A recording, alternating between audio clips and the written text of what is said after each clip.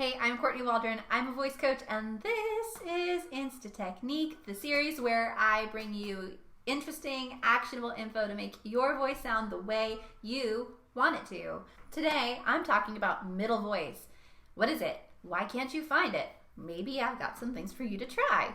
As a singer with any amount of training or any amount of searching YouTube for exercises and terms and tips and tricks and whatever it is you've been doing to build your voice so far, you've probably heard the terms head voice and chest voice. Those are very common terms that we hear. And those two things are real things, don't get me wrong.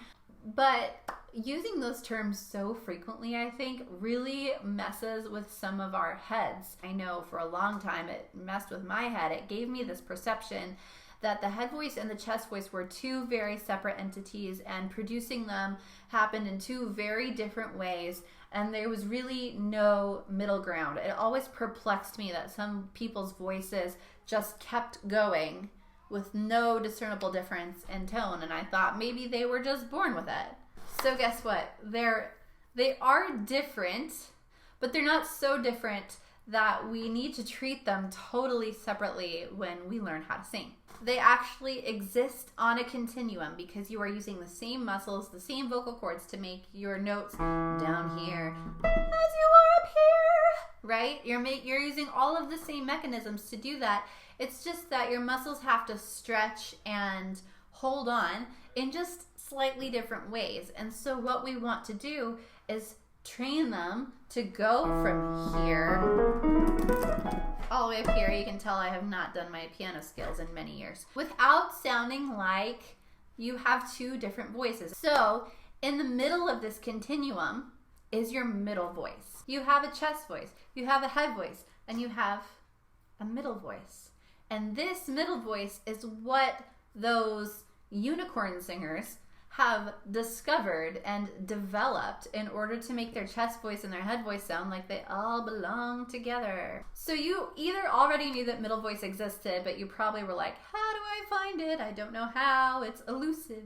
It's elusive. Or you didn't know it existed at all, and this is all news to you. But either way, I have some tips and tricks that can help you discover that and start to develop it here and now. So first, I need you to understand vocal resonance. So when people talk about head voice and chest voice, the actual definitions of those are where in your body the note is resonating. So your chest voice, they call it your chest voice because if you put your hand on your chest, you can feel the vibration.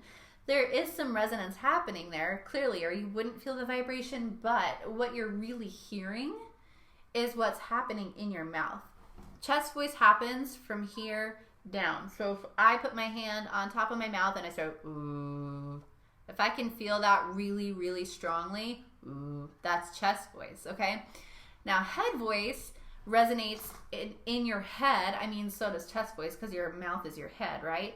But your head voice is more like of an up and down. If you make a really snooty sound like this, a little snooty voice, that's your soft palate lifting. It's that feeling that happens when you yawn.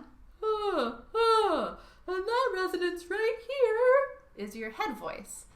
Funny voices are funny, aren't they? So you can see how if your resonance in your chest voice is here and your head voice is here, how different that sounds. The thing that you need to know then is that you have a third place in your head and your face that can resonate.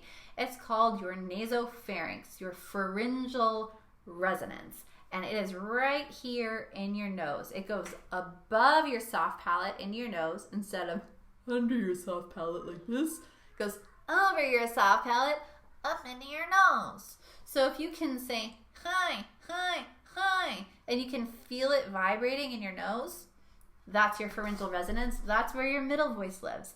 And of course, that sounds awful on its own. Hello, hello. You don't actually want to sound like that when you sing. Of course not. But you can use that resonance right here to start to blend your chest voice up here into your head voice. And it all starts to blend together. Guys, when I was training classically, my voice was so trained to either head voice or chest voice that even when I was speaking, I couldn't use this anymore. Like, my voice didn't know how to do it. It was I couldn't yell or project when I was speaking because that was gone. I know that a lot of people have that issue. Finding this is the first key. And you can practice it on its own because the more you get used to using it, the more it will start to happen naturally, even as you open up your tone into your full chest or head voice or your mix.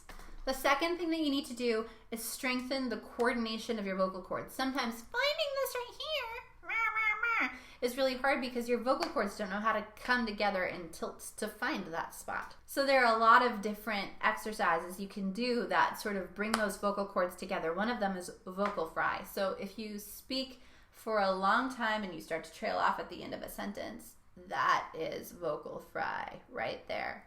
So you can use that vocal fry on scales. Whoa, whoa, whoa, whoa, whoa, whoa, whoa. See how I'm starting every note with a vocal fry?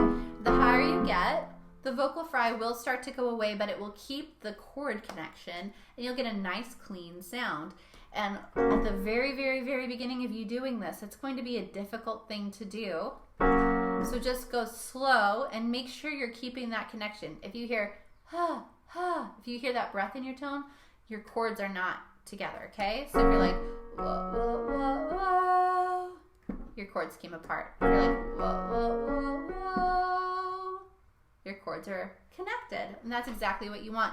And that vocal fry connects them very gently. You will not hurt yourself by using that vocal fry. It's wonderful. The second thing you could do is a cry.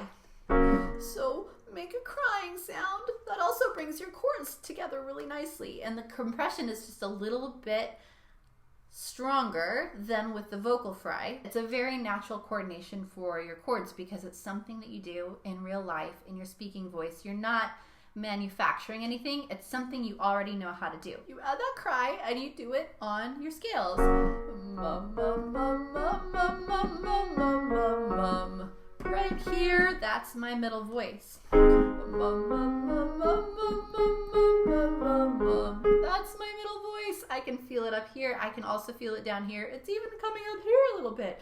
It's mixed together and my chords are nice and gently connected. That's what we want.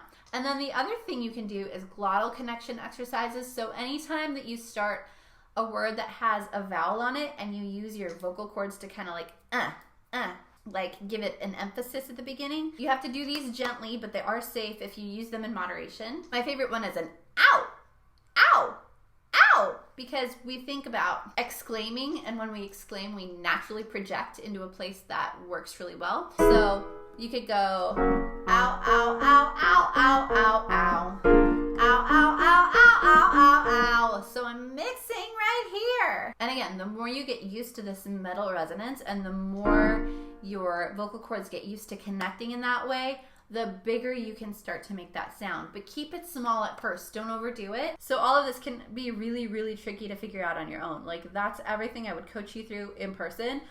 But if you don't know what you're supposed to be hearing or feeling or sounding like, and you don't have somebody going, yes, that's it, yay, you got it, it can be really frustrating.